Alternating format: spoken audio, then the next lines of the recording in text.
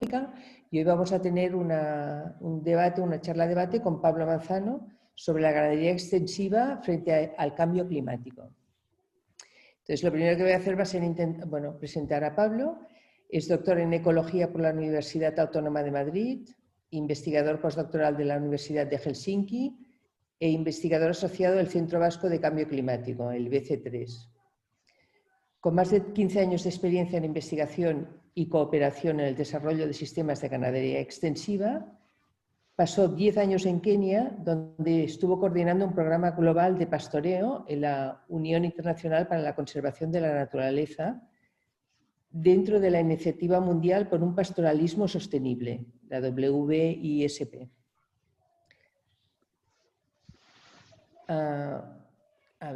En 2014 se trasladó a Roma, donde estuvo un año coordinando los comienzos del Centro de Conocimiento Pastoril dentro del programa de la FAO de cuestiones pastoriles. Y desde entonces y hasta el día de hoy ha estado de freelance trabajando en diferentes estudios para la FAO, para otras organizaciones como FIDA, Cooperación Alemana, varias ONGs, y hace poco participó en el informe resumen de la jornada de la última cumbre del clima, el COP25, celebrada en Madrid, realizado por la Plataforma de Ganadería Extensiva y Pastoralismo, y que está muy relacionado con la ponencia o con el debate que tenemos hoy. Siendo que el manejo ecológico es la base de nuestra filosofía dentro de la Sociedad Española de Agricultura Ecológica, Carmelo García, doctor en veterinaria y miembro histórico de nuestra junta directiva, nos explicará después las mejoras ambientales que comportan la ganadería ecológica. Y finalmente quiero agradecer a la doctora Dolores Raigón de la Junta de SEAE su asistencia en este debate, gestionando el chat de este foro, que a veces es muy activo, por la imposibilidad del tiempo para atender a todas las preguntas mediante intervenciones habladas. Bueno, entonces, un segundo que voy a poner unas personas que están en la sala de espera, ¿no?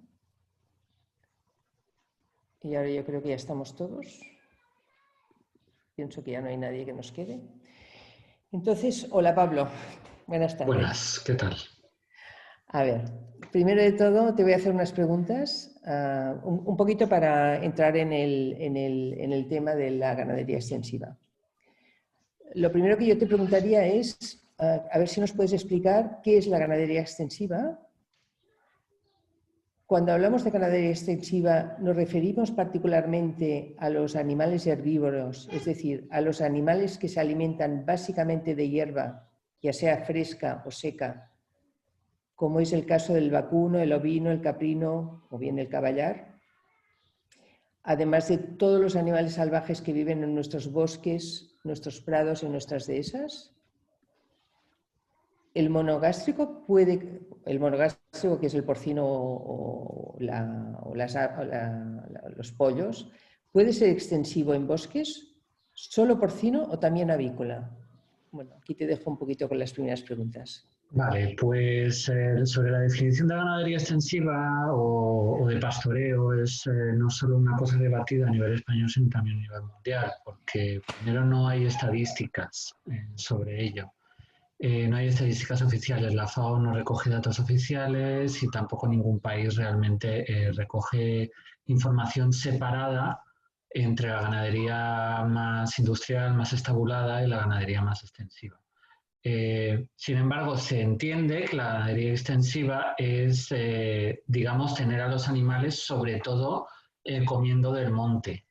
No necesariamente, y ahí enlaza un poco lo que preguntaba sobre los monogástricos, no necesariamente hierba, porque por ejemplo al cerdo ibérico en montanera se le considera en régimen extensivo, pese a que el cerdo no es capaz de digerir la hierba. Y de ahí esa diferencia entre los rumiantes y los no rumiantes, lo que se llama monogástricos, porque básicamente los rumiantes tienen 4 cámaras en su sistema digestivo para digerir la hierba, y los pollos, los cerdos o incluso los caballos solo tienen una, pese a que los caballos sí digieren la hierba, aunque no de forma muy eficiente. Entonces, al final, cuando hablamos de ganadería extensiva, es todo este tipo de ganadería que entra dentro de ese tipo de manejo, ¿no? Que se tienen al aire libre y comiendo de lo que da el campo. En ese sentido es bastante interesante, por ejemplo, el porcino, que siempre o cada vez más hay una interpretación de que es solo apto para producciones industriales, porque se ha utilizado mucho, por ejemplo, para comer basuras, pero está claro que hay una adaptación a lo largo de la historia para usarlo en ganadería extensiva y de hecho ese es su origen. No solo los ejemplos que vemos en zonas tropicales, como por ejemplo en Papua Nueva Guinea o en Vietnam, donde están metidos en el bosque, sino que incluso hay alguna investigación que dice que, por ejemplo, la extensión de castaños, hay algún investigador que vincula la extensión del castaño en Europa, en particular en la época del Imperio Romano, con la necesidad de producir carne de porcino, ¿no? Porque sería lo que comerían. Es un poco lo de la bellota en España, pues con castañas, y es un poco también ese manejo del gochu asturcelta que hay en Asturias.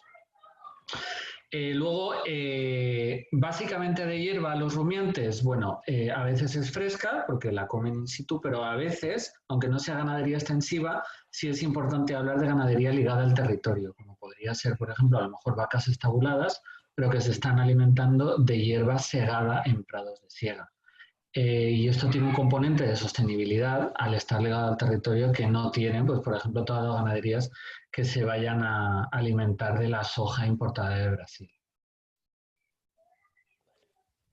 Bueno, y habiendo definido un poquito el tema de ganadería extensiva, te quería preguntar, ya que estamos en el cambio climático, me gustaría que nos definieras qué son los gases de efecto invernadero, lo que en español decimos que son, o sea, las siglas GEI, luego cuáles son los gases con mayor efecto invernadero para nuestro planeta, qué efecto tienen estos gases en nuestra atmósfera y cómo están influyendo.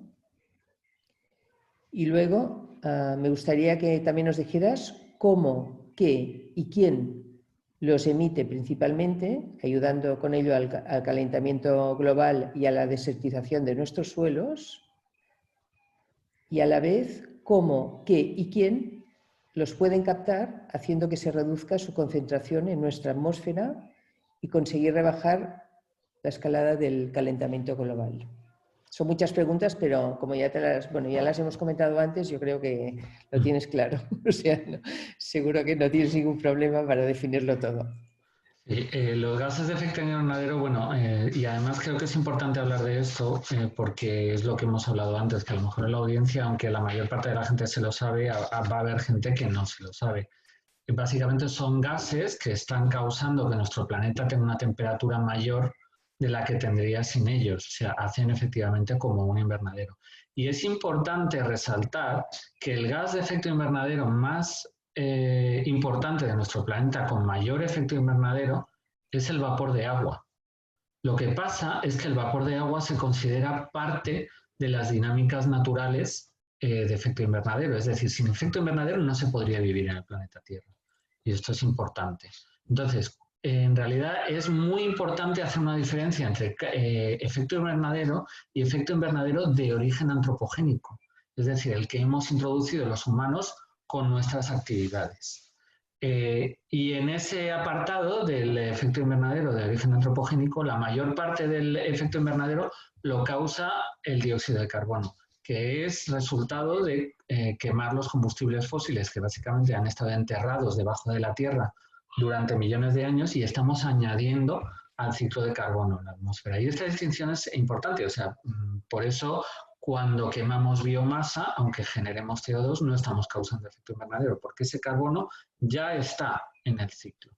Sin embargo, si quemamos petróleo, pues sí, porque es el carbono que estaba fuera del juego, digamos, y lo hemos vuelto a meter en el juego. Entonces, bueno, para calcular el efecto invernadero se hacen inventarios, y esto es un concepto que voy a manejar en la presentación. Básicamente se calcula quién está emitiendo qué. Y en esos inventarios ahora mismo, bueno, aunque la mayor parte de la tarta se la llevan los combustibles fósiles, hay aproximadamente un 25%, un 20-25% que se lo lleva la agricultura, que eso incluye tanto emisiones de metano y de óxido de nitroso por parte de la ganadería, que son así los dos gases con más efecto invernadero, porque tienen, por molécula, tienen más efecto invernadero que el CO2. Lo que pasa es que como se emite tantísimo CO2, pues al final el CO2 es el que lleva la mayor carga. Y luego hay bastante efecto invernadero que surge de arar los suelos, porque ese carbono que estaba en los suelos, ese también estaba inmovilizado, ese no estaba en la atmósfera. Al incorporarse en la atmósfera, la recalienta, digamos.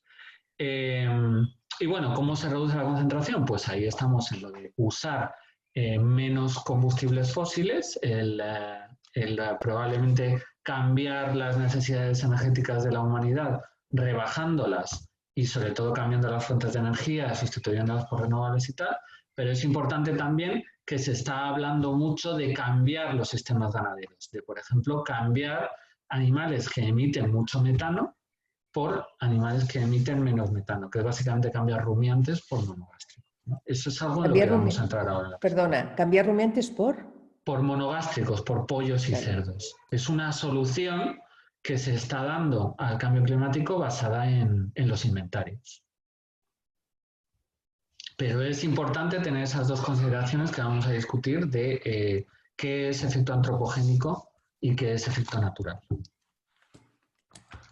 ¿Vale? Todo tuyo. Y bueno, si queréis, bueno, pues como ya lo hemos introducido un poco, empiezo.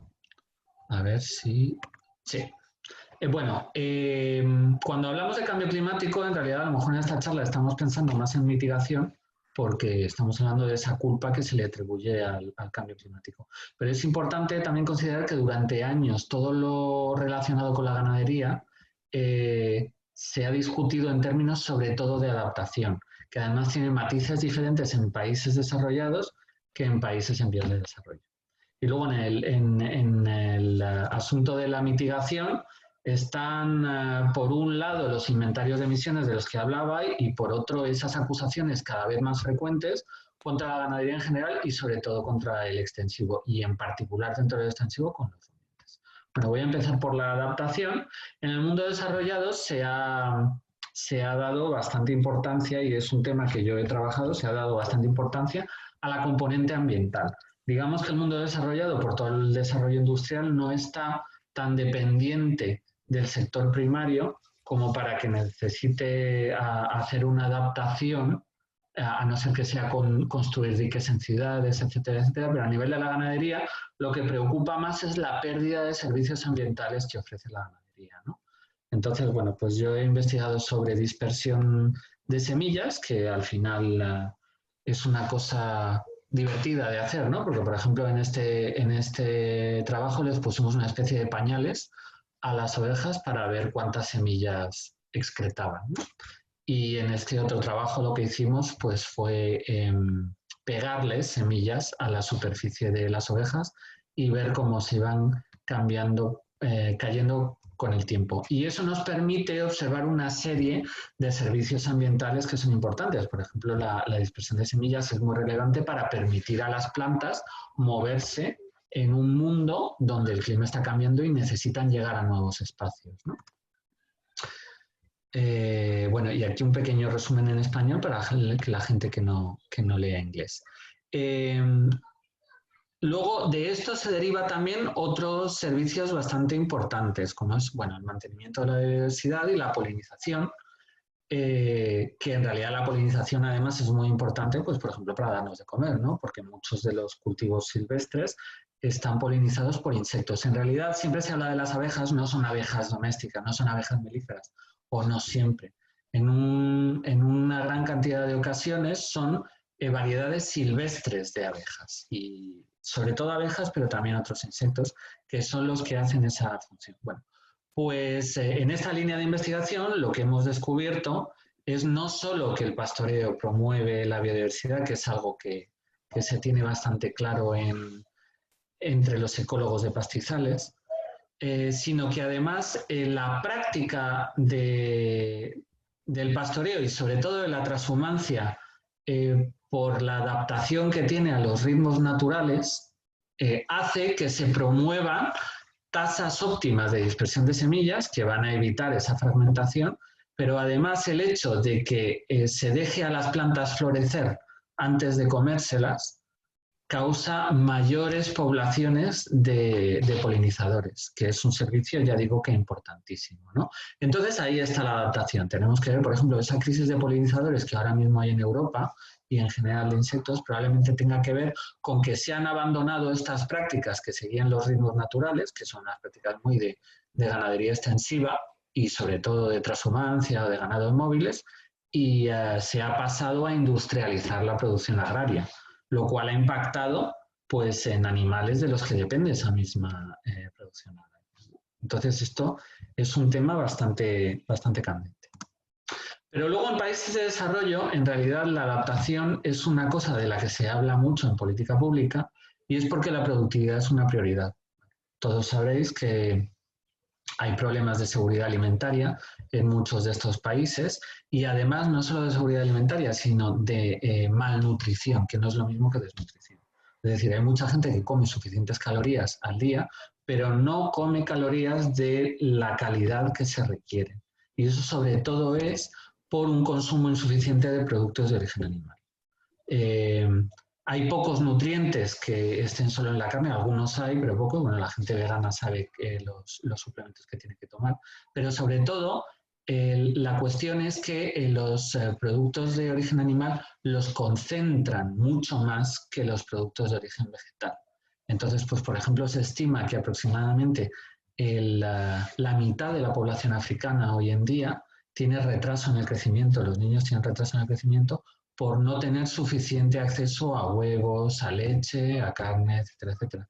Y además eso provoca, bueno, pues también problemas ambientales, por ejemplo, con el uso de la carne de monte. Ahora que estamos todos recluidos por el COVID, pues en realidad eso viene de toda la industria que hay de recoger carne del bosque en países africanos, muchos para exportar a China, pero mucha carne también se consume, que son monos, pangolines, murciélagos, roedores de diferente tipo, también suidos, y que está motivado por esa falta de acceso a proteína animal, ¿no? Entonces, la adaptación se ha hablado tanto en un contexto de desarrollo porque se ha demostrado que los sistemas pastoriles, que este trabajo de Ian Schools de 1995, que revisaba una serie de trabajos con diferente productividad, que cuando los animales se mueven llegan a producir de 5 a 10 veces más que animales estantes. Claro, en África en realidad no hay agricultura intensiva porque tampoco hay dinero para andar pagando piensos, pero sí que se ha visto que el ser capaces de seguir los ritmos de la hierba y de seguirla causa una productividad mucho mayor. Lo que pasa es que muchas veces no está capturada en las estadísticas nacionales porque mucha va en términos de leche que no se suele vender en el mercado y como no se vende en el mercado, pues nadie la registra. También en un contexto de adaptación muchas veces no caemos en la cuenta de lo que implica el cambio climático. El cambio climático implica cambio y eso nos puede parecer a veces bueno para nuestros intereses, pero siempre acaba saliendo el tiro por la culata. Por ejemplo, aquí tenemos un mapa de África como es hoy, la distribución de la vegetación, y básicamente el miedo que tiene la gente es de volver a la situación de hace 14.000 años, al final de la era glacial, cuando en un mundo más frío y mucho más seco, bueno, pues la extensión del bosque era mucho menor, la extensión de la sabana era mucho menor y la extensión del desierto era mucho mayor, ¿no? Porque eso significaría menos productividad. Aunque en realidad, si vemos bien, la cantidad de pastizales que hay es bastante grande, ¿no? O sea que... pero ¿qué pasaría en un mundo más húmedo, por ejemplo, como el que había hace 7.000 años? Bueno, pues desde luego vemos mucha más selva, que esto quiere decir muchas más enfermedades tipo tsetse, que imposibilitan la ganadería con rumiantes, a lo mejor no con cerdos o con pollos, pero sí con rumiantes, porque los monogástricos están mejor adaptados al bosque. Y sobre todo vemos aquí un manchurrón azul, que es el lago Megachad, que llaman. Que el lago Megachad... bueno, lo que pasa es que la proyección de África en los mapas engaña, parece mucho más pequeña de lo que es, pero era más grande que el mar Caspio. Entonces, ¿qué significaría que subiera la temperatura? Depende del modelo climático, hay modelos que dicen que con la subida de la temperatura vamos a ir a un mundo más húmedo y otros dicen que vamos a ir a un mundo más seco. Bueno, pues en principio un mundo más húmedo con un Sáhara que se vuelve una sabana, como veíamos en la diapositiva anterior, Bueno, pues no parece mal cosa, ¿no? Vamos a poder producir más alimentos y tal. Claro, pero tenemos que en la cuenca del lago Chad hoy en día viven como 25 millones de personas que acabarían debajo del agua. Y además son zonas urbanas de alta productividad económica, en fin, otro problema que estamos viendo con el COVID, ¿no? Que no solo es la enfermedad en sí, es el parón económico, los potenciales conflictos que eso puede provocar, etc. Y por esa razón, bueno, pues desde luego en África ha habido muchísimo trabajo en la adaptación, en esos conceptos de adaptación, incluso hasta publicaciones especializadas como esta de Yoto África, que saca cada año 2 números sobre adaptación al cambio climático. Desde un punto de vista de la ganadería, tiene una lectura muy interesante para las razas rústicas y las razas autóctonas, ¿no? Normalmente cuando enseñamos estas dos imágenes y le preguntamos a la gente, bueno, pues ¿tú qué vaca prefieres? ¿Esta que se le cuentan las costillas o esta que está bastante gorda? Pues, no sé, se nos ponen los ojos como platos, ¿no? Y vamos a la vaca gorda. Pero en realidad, estas vacas tienen estas patas tan largas que son mucho mejores para la adaptación al cambio climático, es decir, si se tienen que mover van a aguantar muchas mejores caminatas que estas de aquí. Y además tienen estos cuernos enormes que durante mucho tiempo se ha pensado que eran un capricho de los pastores, pero en realidad son una adaptación a disipar mejor el calor, porque en zonas tropicales la mayor limitante para la productividad es el calor. Entonces, al final hay una comparación muy buena, ¿no? Nosotros nos quedamos fascinados con el Ferrari y despreciamos este 4x4 chiquitín, pero en realidad en condiciones de terreno, digamos, nos viene mucho mejor. O sea, ningún proyecto en el campo se compraría un Ferrari para ir por ahí por las pistas de tierra porque se rompería a los dos. Bueno, cuando hablamos de ganadería, también el hecho es que hoy en día hay muchísimo más biomasa de ganado en el mundo que de animales salvajes, ¿no? Este es un diagrama que salía en la revista Ecography. Y entonces, bueno, pues está ese pensamiento de, en realidad estamos desplazando la vida salvaje, ¿no? A través de nuestras actividades con el ganado. Bueno, pues eso, afortunadamente, también se ha demostrado que no es así, que hay cierta coexistencia, sobre todo hay coexistencia de rumiantes con vida salvaje en sabanas, hay mucha más competencia en ambientes de bosque, pero claro, es que los rumiantes sobre todo comen hierba, que por eso han evolucionado la rumia. Entonces tampoco tiene mucho sentido compararlo en bosque, ¿no? Y de hecho es bastante interesante cuando hablamos de productividad ver cómo en el caso de Kenia, en los últimos 30 años se ha visto cómo había un proceso de matorralización, sobre todo en todo el norte y en el este del país. Estos son imágenes sacadas de satélite, que se correlaciona muy bien con la extinción de los elefantes. La matorralización tiene problemas grandes, sobre todo que el hábitat se vuelve menos productivo para la ganadería, entonces hay problemas de seguridad alimentaria. Si perdemos a los elefantes son los que nos están abriendo el terreno y están tirando árboles abajo e incrementando el área de pastizales, ¿no? Entonces, son dos mundos que están en contacto, ¿no? Esa gestión de los recursos naturales y esa conservación con la seguridad alimentaria, que es un poco la asignatura pendiente. Y bueno, por terminar con la adaptación, al final, lo estoy simplificando mucho, pero al final todo lleva a pensar que lo mejor es reducir la pobreza, reducir la demografía, reducir esas tensiones y de hecho Kenia es un caso bastante brillante de eso, que todo pasa sobre todo con la educación de las mujeres, ¿no? Que es esa asignatura pendiente. Seguramente si todo el dinero de desarrollo se fuera a educar mujeres, acabaríamos con muchísimos de los problemas del mundo en cuestión de menos de una generación. Se ve como, por ejemplo, Kenia, que tenía una demografía bastante desbocada, pues últimamente ha bajado dramáticamente porque tiene unas tasas de educación femenina muy altas, excepto en los condados pastoriles del país, ¿no? Que son los más marginales, que son los que más se parecen al Sahel. E incluso se ha logrado, bueno, pues ya no tener una pirámide poblacional, sino más bien se empieza a tener una forma de rombo, ¿no? Un caso extraordinariamente interesante. Bueno, Ahora, mitigación. Bueno, la mitigación es lo que resumían como manejar lo inevitable, evitar lo inmanejable, ¿no? La adaptación es manejar lo inevitable y la mitigación es evitar lo inmanejable. Básicamente reducir esas emisiones de cambio climático, que es el gran peligro. Entonces, aquí se han hecho unas acusaciones a la ganadería muy claras, sobre todo que la FAO sacó varios informes, el último con una metodología corregida en 2013, culpaba de un 14,5% de las emisiones antropogénicas a la ganadería. Esto en realidad lo que hacen es una conversión, claro. ¿Cómo vas a comparar tú todos los diferentes gases que hay? Bueno, pues ahí se utilizan unas metodologías que son discutibles y ahora hablaré de eso. Pero sobre todo el mensaje es que del calentamiento global actual, lo que sí sale claramente en los datos es que la mayoría de lo que genera la ganadería lo genera el extensivo, no lo genera la ganadería intensiva. No lo genera la ganadería industrial. Nos gustaría, ¿no?, que esa ganadería que no nos gusta, porque es antiecológica, porque depreda o usa la soja del Amazonas, no está certificada, pero no. La mayoría, la inmensa mayoría de los gases causantes de cambio climático los emite el extensivo.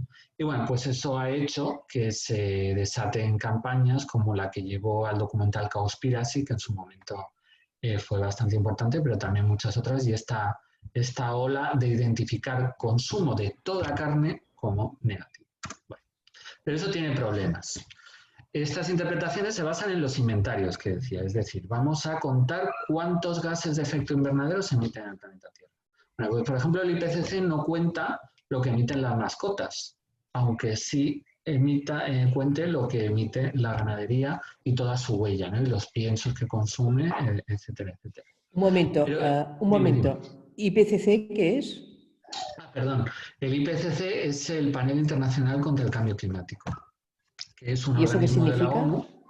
Es un organismo de la ONU compuesto de científicos, que es, digamos, el que establece el consenso científico sobre el cambio climático. Es el que calcula, bueno, pues cuántas emisiones están dando, cuánto estamos cambiando el clima y qué medidas hay que tomar para paliarlo, ¿no? Entonces, bueno, pues aparte de lo que contaba, de que a veces es muy relativo lo que cuentan en los inventarios, lo que meten en los inventarios y lo que no, pues se han detectado errores, ¿no? O cosas bastante discutibles de cómo esos inventarios se han venido haciendo. Por ejemplo, la sobreestimación del óxido nitroso. Os decía al principio que uno de los principales gases de efecto invernadero, aparte del CO2, está en el metano, que es el CH4, este de aquí, y luego el óxido nitroso, el NO2. Bueno, pues el NO2, el óxido nitroso, se ha visto en una actualización de 2019 del IPCC, de este organismo de la ONU, que se estaba contando de más.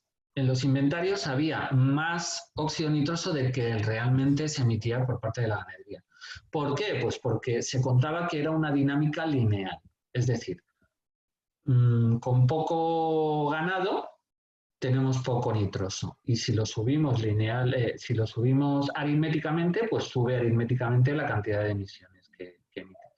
Pero se ha observado que en realidad no es una dinámica así, sino que a baja densidad en realidad las emisiones permanecen muy bajas, y es solo en altas densidades de ganado cuando eso sube dramáticamente, ¿no? Es una dinámica más exponencial.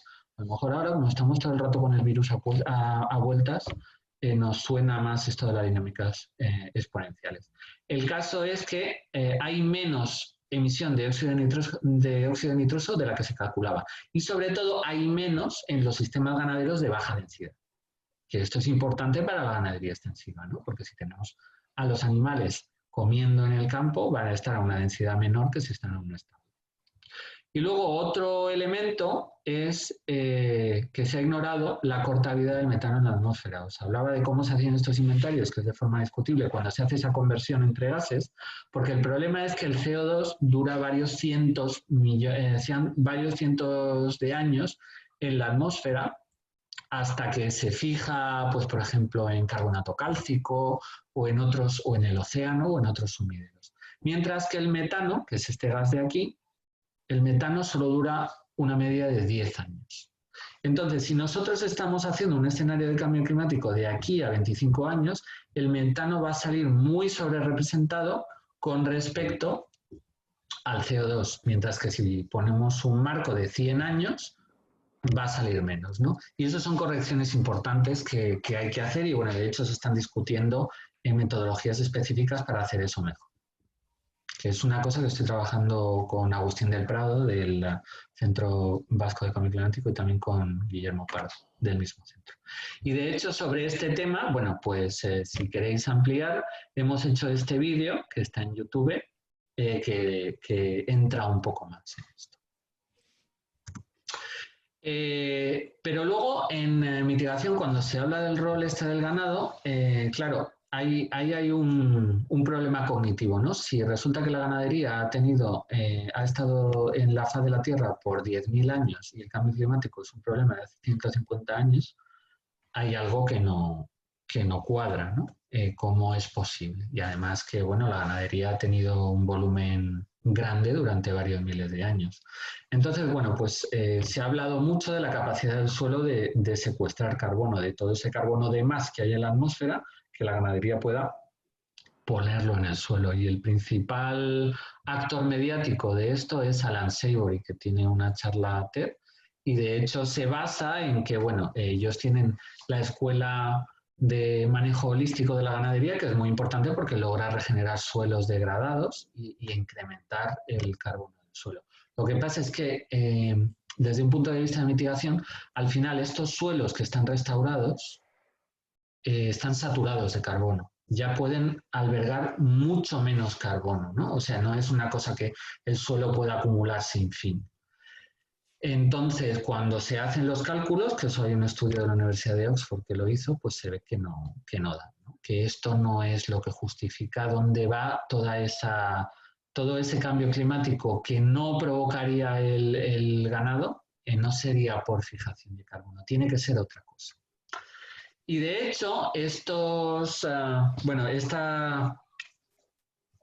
voluntad, digamos, de establecer un discurso coherente causa algunos errores importantes. A mí el que me parece más llamativo es el de la organización ecologista GRAIN, que tiene un estudio sobre la inmensa huella climática de las grandes empresas de la carne y los lácteos, ¿no? Que de hecho han hecho así un vídeo bastante chulo, que entra bien, pero que en realidad se basa en mala ciencia. ¿Por qué? Porque en realidad lo que han cogido es la cantidad de animales que producen unas empresas determinadas y dividirlo con una regla de 3 por ese 14,5% del que se hablaba al principio. Pero claro, estas empresas en realidad tienen sobre todo ganadería industrial, y esta ganadería industrial emite muchísimo menos gases de efecto invernadero que la ganadería extensiva. O sea, es una trampa contable tremenda. Y la pena es que, bueno, pues una vez que se lanzan en estas campañas es muy difícil convencerlos de que lo dejen. Entonces, aquí la clave, más que andarnos sobre dónde va ese carbono, tenemos que, y esto es una línea que he desarrollado hace poco, tenemos que plantearnos qué es el cambio climático antropogénico. Como os decía, el mayor gas de efecto invernadero de la Tierra es el vapor de agua, pero no es de origen antropogénico. Y de hecho, menos mal, porque si no estaríamos a 10 bajo cero en el Ecuador. O sea, no tendría ninguna gracia. Probablemente la vida no sería posible. Entonces, para analizar hasta qué punto la ganadería es parte de las emisiones antropogénicas o no, es fundamental tener en cuenta cómo hemos cambiado la composición de la vida salvaje en las últimas decenas de miles de años. Entonces, si vemos en este diagrama, vemos que los animales en oscuro, en negro, son los animales que ha extinguido el hombre, sobre todo sociedades de cazadores-recolectores, por cierto. Esto es antes del Neolítico, antes de que empezase la agricultura. Y entonces vemos, pues, por ejemplo, que en América del Norte y América del Sur fue una auténtica salvajada. ¿Por qué fue una auténtica salvajada? Bueno, pues porque aquí no había humanos hasta hace unos 15.000 o 12.000 años. Entonces, claro, los animales que había no habían visto un humano en su vida y eran súper fáciles de cazar. Pero también pasó en Australia, por ejemplo. Esto en concreto era un marsupial del tamaño de un hipopótamo, unas 2,5 toneladas, que además parece que era migratorio también, y bueno, pues desapareció en el momento en que llegaron los humanos, ¿no?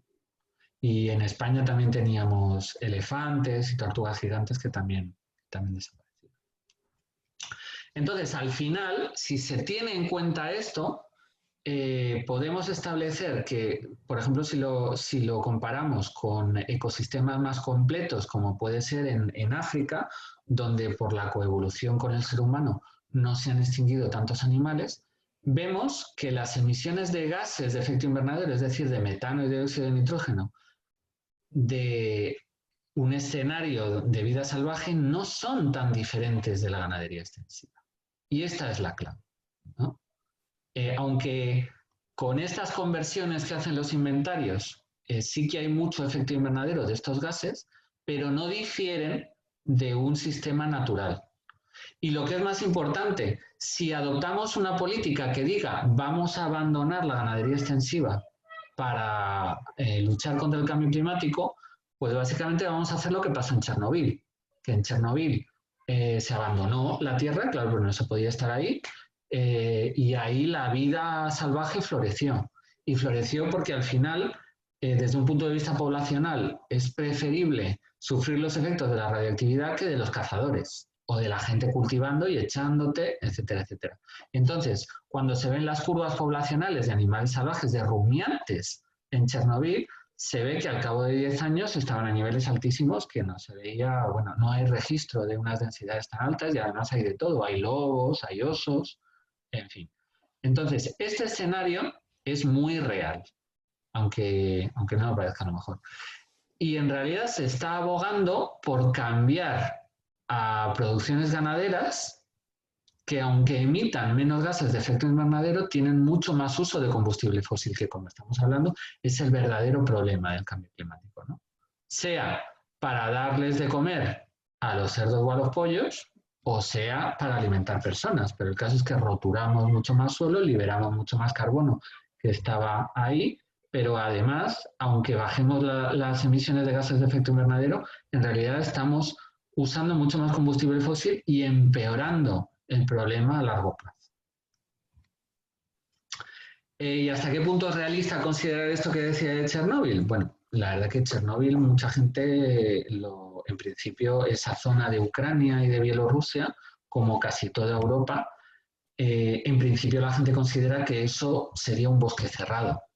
Bueno, pues cuando tomamos elementos de la ciencia ecológica, sobre todo de los estudios de Whitaker de 1975, aquí tenemos una modelización que hizo William Bond en 2005 de cuánto sería la extensión de esos paisajes más o menos sabanoides que podrían equivaler a una dehesa. Bueno, pues resulta que es mucho más extenso de lo que en principio pensamos, ¿no? Resulta que toda Europa occidental, Europa central e incluso Europa del Este estaría cubierta por esas sabanas, toda la India, mucho de China y todo el este de Estados Unidos. Lo que pasa es que como ahí ya no hay ni elefantes ni nada, pues no nos damos cuenta. Pero en realidad los paisajes abiertos son mucho más comunes y mucho más dominantes en el planeta Tierra de lo que creemos.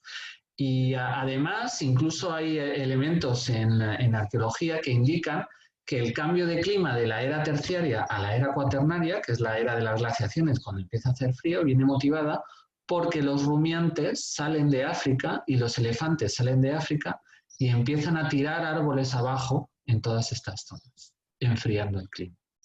Es decir, que si hacemos caso a ciertas políticas, probablemente pagadas por petroleras porque les interesa ese mundo forestal para compensar sus emisiones, para ganar tiempo y ganar dinero, sobre todo, a lo mejor estaríamos calentando el clima si empezamos a llenar todo de bosques, ¿no? Y esto es muy interesante desde un punto de vista de la ganadería extensiva, pero también a nivel más amplio. Además, el carbono en el suelo no se ve, porque los bosques se ven, pero el carbono que almacenan los pastizales no se ven.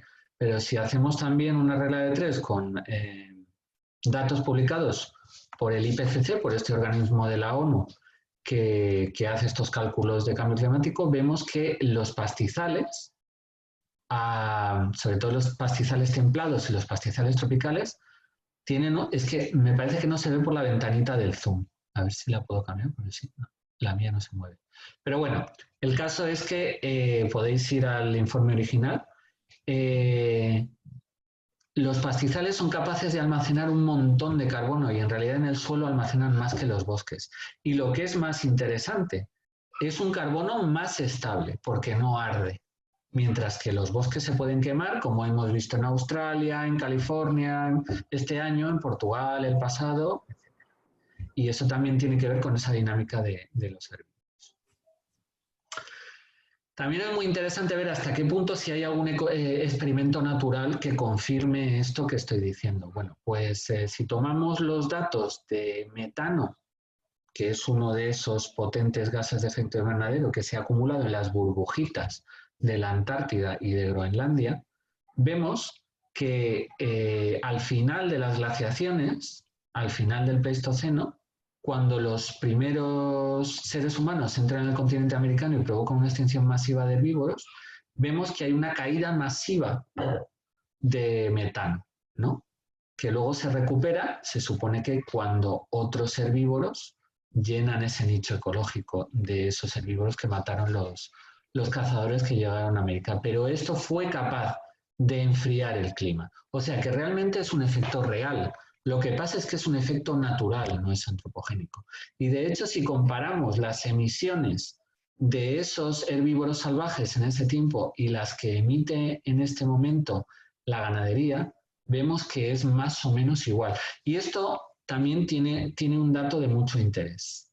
Y es que al final resulta que esas emisiones que son comparables a las de la fauna salvaje no solo vienen de la ganadería extensiva, sino también de los sistemas mixtos. Es decir, esos sistemas que están entre Pinto y Valdemoro, que no son ni industriales ni extensivos, porque sobre todo usan hierba cortada, hojas, residuos de poda, etcétera, etcétera.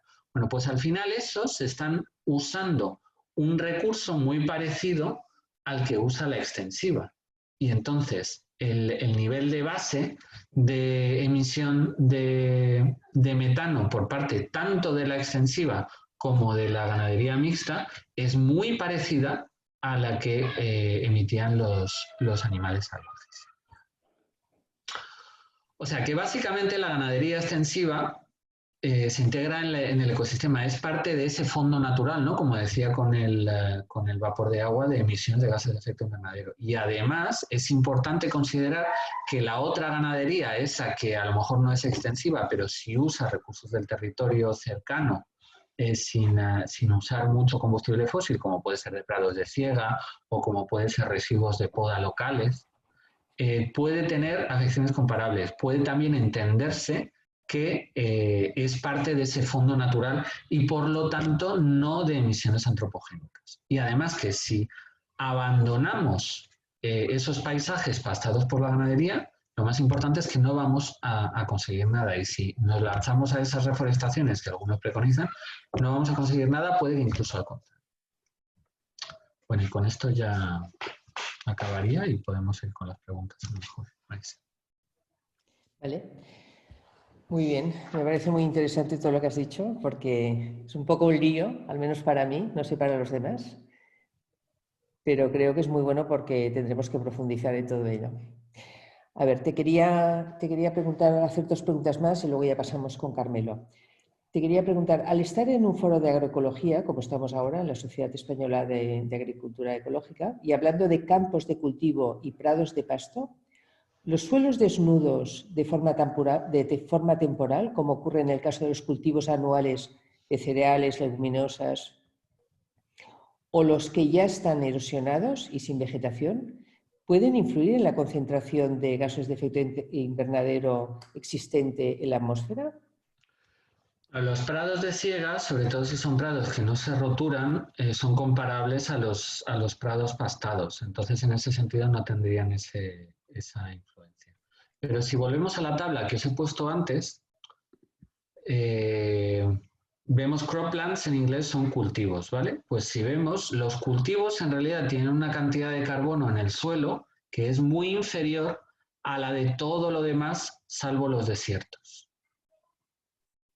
Precisamente porque son suelos desnudos donde se ha aireado y entonces se ha oxidado el carbono que había ahí, ¿no? Se ha quemado en contacto con la atmósfera por la actividad microbiana y tal. Entonces, básicamente los suelos de cultivos son equiparables desde un punto de vista del carbono y del cambio climático a suelos desérticos. Por eso, un valor importante de la ganadería y de la ganadería extensiva y de la ganadería ligada al territorio es que no hace falta transformar esos suelos para conseguir plantas que nosotros sí podamos comer, porque nosotros no digerimos la hierba, ¿no? Es la ventaja que tienen los rumiantes, que digieren la hierba. Podemos dejar hierba ahí y dejar que el rumiante se la coma y luego comernos la carne o la leche, sin necesidad de, digamos, desertificar ese suelo. Por supuesto, el mal manejo, que también puede ser, pues, por ejemplo, dando mucho pienso en sistemas mixtos, donde tienes demasiados animales y esos animales se acaban pisoteando todo y acaban acabando con la hierba, pues tiene un efecto también similar, ¿no? Que es el problema de la desertificación. De hecho, yo ahora mismo estoy estudiando datos de Mongolia, de Argelia y de Irán con la Universidad de Helsinki, viendo cómo esa suplementación de pienso, si no se hace bien, porque además puede, por ejemplo, incrementar la demanda de fibra. Si le damos mucha cebada a las ovejas, como ha pasado en Argelia, tienen procesos de acidificación en el rumen y necesitan comer más hierba y entonces machacan los pastizales naturales de las zonas esteparias de Argelia, que tienen un grave problema de desertificación. Bueno, y ahora como última pregunta, siendo que la ganadería extensiva y la agricultura ecológica tienen como propósito el de mejorar los suelos, evitando la erosión y la desertización, reducir la contaminación medioambiental de las aguas superficiales y freáticas, de los suelos y del aire, rebajar la utilización de los combustibles fósiles aportando CO2 a la atmósfera y mejorar en lo posible la captación de carbono, ¿qué recomendarías para el manejo de la ganadería extensiva y de la agricultura ecológica? Bueno, esta es una pregunta amplia y compleja, ¿no? En realidad, bueno, como ya he dicho, mucho de la aplicación, mucha de la gestión adecuada de la ganadería extensiva pasa por la imitación de los procesos naturales. Entonces, la movilidad del ganado es una cosa que se está perdiendo cada vez más, a la que se ponen cada vez más trabas, también por parte de departamentos veterinarios, etcétera, etcétera, pero es una cosa intrínsecamente buena, porque primero facilita la incorporación de estiércol al suelo, de distribuirlo, ¿no? Porque, por ejemplo, un problema que tienen las granjas de cerdos en España ahora mismo, con todo el problema de contaminación de purines y tal, es que toda esa materia orgánica no se distribuye bien. Normalmente al ganadero no le sale a cuenta llevárselo a 50 kilómetros, porque encima los purines pesan muchísimo. Entonces, cuando los animales se mueven, en realidad están llevando esa fertilización con ellos. Además, también por todos estos procesos naturales donde la ganadería extensiva es bastante clave, ¿no? De facilitar la existencia de polinizadores, de dispersión de semillas, que es bastante importante y que siempre tiene que ver con el manejo. Lo que pasa es que, bueno, luego los ganaderos, yo creo que si hay gente de la asociación, sabrán que se enfrentan también a dinámicas de mercado, ¿no? Pues, por ejemplo, mientras que en países de desarrollo sí que hay sistemas puramente extensivos, yo creo que en España ya no hay, o hay muy pocos sistemas puramente extensivos, más que nada porque normalmente a los chotos o a los corderos se les acaba finalizando en sala de engorde por dinámicas económicas, ¿no? Entonces, a mí, bueno, pues la verdad que me parece legítimo, además que yo no soy muy radical en nada, o sea que menos con eso. Lo que pasa es que creo que es importante hacer las cosas bien. Y creo que ahí hay cierta legitimación, por ejemplo, también de usar ganadería ecológica que no sea extensiva, o sea, es un buen complemento a esas fases, pero claro, hay que tener mucho cuidado pues, con lo que decía, con esos sistemas mixtos que pueden descompensar el uso del territorio por parte de los animales y sobre todo los sistemas intensivos al final están más concentrados, se puede manejar mejor, pero también el problema es que hay limitaciones económicas para usarlos mejor, ¿no? Y eso es un tema yo creo que bastante peligroso, que probablemente no se ha discutido suficiente con las administraciones, o sea, no sé si pensar mal o si pensar simplemente en miopía, ¿no? Pero la ganadería intensiva va a tener impactos negativos, la ganadería extensiva va a tener impactos positivos, y si tenemos una fase de intensiva, esos impactos hay que manejarlos bien. Y más además en un país donde los suelos presentan poco contenido en carbono.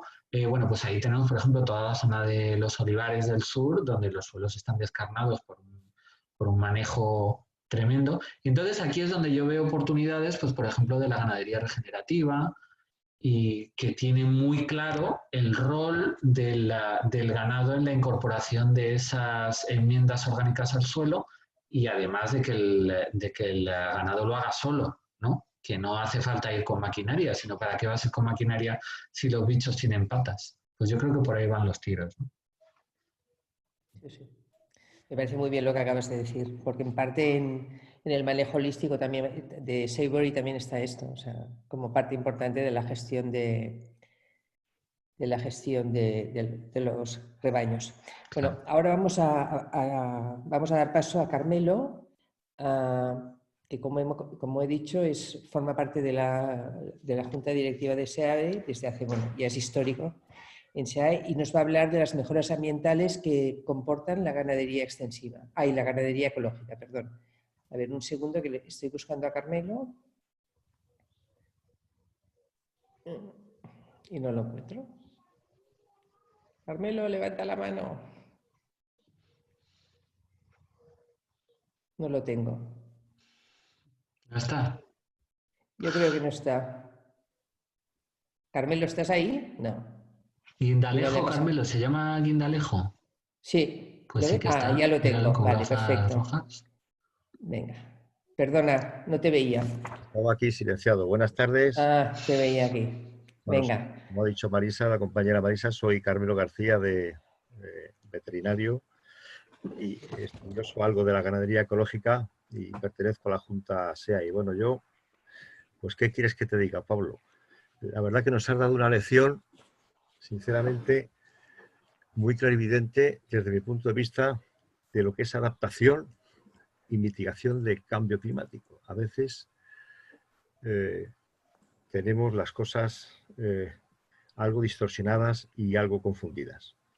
Me ha gustado mucho tu enfoque y tus evidencias que nos has demostrado. Yo voy a intentar, no en mucho tiempo, para tener tiempo al debate, 5, 6 o 7 minutos, dar algunas pinceladas de esa ganadería que está muy próxima a la extensiva, que es la ecológica, ¿no? Y en primer lugar, quiere decir que, y todo va a girar, ¿no? Porque no tenemos mucho más tiempo, a lo que voy a decir es que esta es una ganadería extensiva ecológica que tiene dos vertientes, una extensiva ecológica y otra vertiente que me ha gustado mucho decir que, bueno, puede haber otras ganaderías extensivas diferentes a la extensiva, pero ligadas al territorio, ¿no? También el reglamento admite lo que son los sistemas semi-extensivos de producción ecológica, que obviamente están ligados con el territorio, ¿no?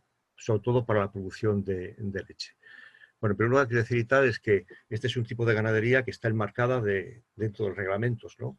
Actualmente vigentes, como siempre me gusta decirlo, el marco legal en el cual nos movemos, como es el 834-2007, que parcialmente ha sido derogado por el 889-2018 y sigue vigente el 889-2008. Nos haría falta un reglamento de ejecución del reglamento 8 del 2018. Eso en primer lugar. En segundo lugar, quiere decir que, y en consecuencia, porque la ganadería extensiva, vamos a circunscribirnos, ¿no? Que también daré algunas pinceladas a ese otro tipo de ganadería que dice el territorio que tienen que ser con tierra, ¿no? Que estén ligadas con el territorio, pero me voy a circunscribir en lo que es ganadería extensiva ecológica. Como decía, está muy próxima a lo que es, y procuraré decir algunas diferencias que hay, ¿no? de ganadería extensiva ecológica frente a ganadería extensiva. Hay dos grandes campos. Por una parte son las técnicas agrobiocetécnicas, que en general utiliza esa ganadería extensiva, obviamente, para hacerse ecológica, bajo un enfoque de gestión sostenible e integrada. Es decir, de lo que se trata con estas técnicas, ¿no? Agrobiocetécnicas, es de mantener siempre un equilibrio entre lo que es la ganadería, lo que es el rebaño, lo que es el medio natural y lo que son sus agentes bióticos y abióticos. En definitiva, si tuviera que hacer una conclusión, esa sería una conclusión importante. Y en este Rolex hay otra cosa que no puedo estar más de acuerdo contigo. Para esto, las razas autóctonas adaptadas al territorio, son las razas locales que tenemos en cada país, que tienen unas potencialidades genéticas que fueron anuladas por los sistemas intensivos, son las que en estos sistemas de ganadería extensiva y ecológica son las que despliegan sus mayores potencialidades desde el punto de vista de las mejores vidas ambientales, ¿no? Eso no quiere decir que no se pueda hacer ganadería ecológica con otras razas que tenemos, como son razas integradas y que están recogidas oficialmente en nuestro catálogo oficial de razas extranjeras. Y esta visión de técnicas agrobiozotécnicas tienen un enfoque integral, ¿no? Es decir, que la gestión es con visión del manejo del agrosistema, fundamentalmente, y aquí hay una cuestión importante en ganadería ecológica extensiva, que es la alimentación, siempre una alimentación ecológica. Dice el reglamento que no se puede hacer una ganadería extensiva ecológica si esos pastizales no están sometidos a lo que es la cuestión ecológica. El otro día debatíamos y tal que hay muchos ganaderos extensivos que yo conozco que no pueden ser ecológicos por la dificultad de que esos pastos puedan pasar ecológicos.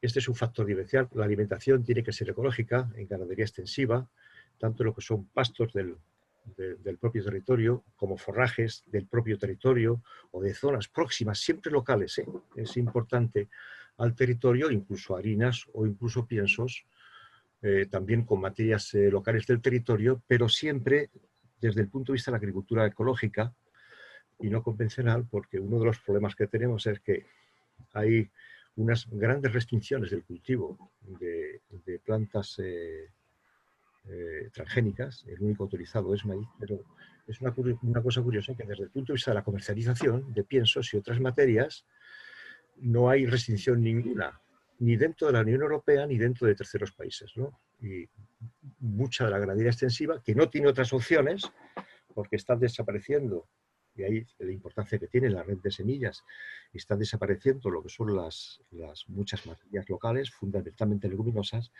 siempre están constituidas en su composición, esos piensos, por maíz y soja transgénico, que tienen una vertiente negativa desde el punto de vista medioambiental, que no se sabe bien los efectos que pueden tener a largo plazo. Es decir, que esas semillas se liberan cuando el grano pasta en el territorio y bueno, son semillas genéticamente modificadas que no se sabe bien a medio o largo plazo cómo puede influir eso desde el punto de vista de la biodiversidad. Esa es una problemática que está servida desde el punto de vista de la comercialización de piensos, no solamente de piensos, sino de muchos alimentos humanos, ¿no? Muchos de los proyectos de bollería que estamos tomando tienen maíz y soja transgénico, ¿no? Ahí están las listas rojas de Greenpeace. Y dentro de esta gestión integradora, en el manejo del agrosistema, otra cosa que a veces diferencia de las ganaderías extensivas es la gestión que se hace de los residuos, la gestión que se hace de los estiércoles. En el territorio, hablo de en general, compostando los mismos, porque dentro de lo que es el reglamento, los objetivos que modulan para la ganadería extensiva en el reglamento es conservar la biodiversidad, mejorar la diversidad, utilizar técnicas de muy bajo impacto medioambiental que no perjudiquen el ecosistema, sino que mejoren el ecosistema. Luego, esta es otra de las asignaturas que a veces suele carecer, lo que es la ganadería extensiva, es la adecuada gestión en general. Estoy hablando de los residuos ganaderos, fundamentalmente de lo que es el estiércol en la alimentación. Desde el punto de vista del manejo zootécnico, integrado en agrosistemas, sistemas extensivos, la base de la alimentación en la ganadería ecológica extensiva es el pastoreo. Es el pasto, es la hierba con el apoyo forrajero. Bien, en épocas de exceso forrajero, de exceso de hierba, hay una conservación, bien a base de henos o bien a base de ensilados y tal, pero es el pastoreo con esa suplementación a base de forrajes de la propia explotación, granja, o fuera de la granja.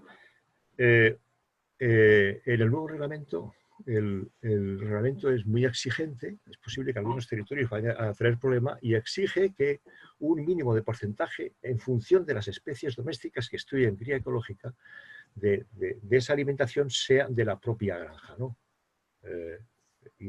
Y del propio territorio, ¿no? Cosa que puede crear problemas en algunos territorios españoles, como puede ser, por ejemplo, Canarias, en que hay un déficit forrajero importante.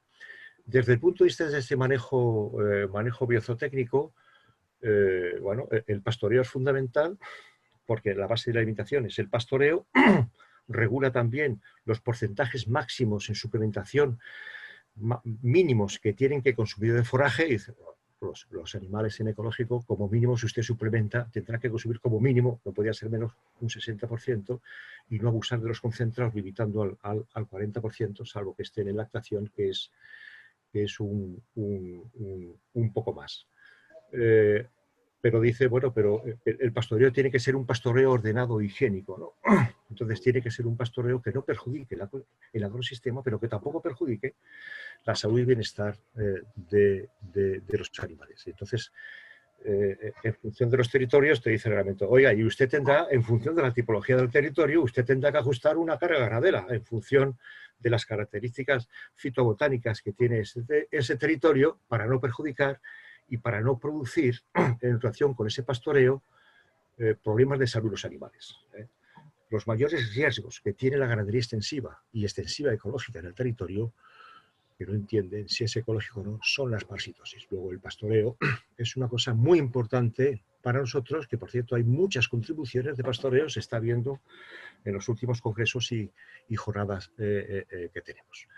Dentro de ese manejo biozootecnico, el reglamento pone un especial énfasis, oiga, usted tiene que tener, porque eso tiene una repercusión también, no solamente sobre el animal, sino sobre el territorio, unas adecuadas prácticas zootécnicas y unos adecuados programas de salud que no perjudiquen al animal, que le dejen ejercer lo que son sus ciclos fisiológicos naturales, pero que no contaminen, indudablemente, que luego diremos unas pinceladas, no contaminen el medio ambiente.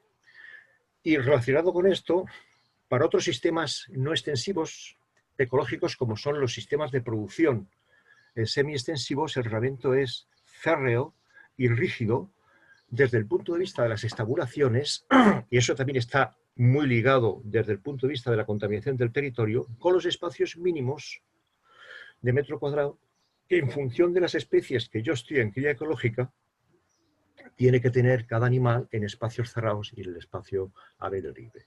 En definitiva, el reglamento dice que, oiga, usted utilizará unas técnicas siempre de muy bajo impacto medioambiental. También regula el reglamento, dentro establece unas cargas máximas, porque el reglamento no solamente es de países mediterráneos, es de todos los países miembros, cargas ganaderas ligadas con límites excesivos desde el punto de vista de lo que son los países mediterráneos nuestros o territorios mediterráneos y atlánticos en relación con el nitrógeno, ¿no? Usted nunca debe sobrepasar los 170 kilos de nitrógeno por hectárea año, pero que eso irá para otros países, pero no va para nosotros.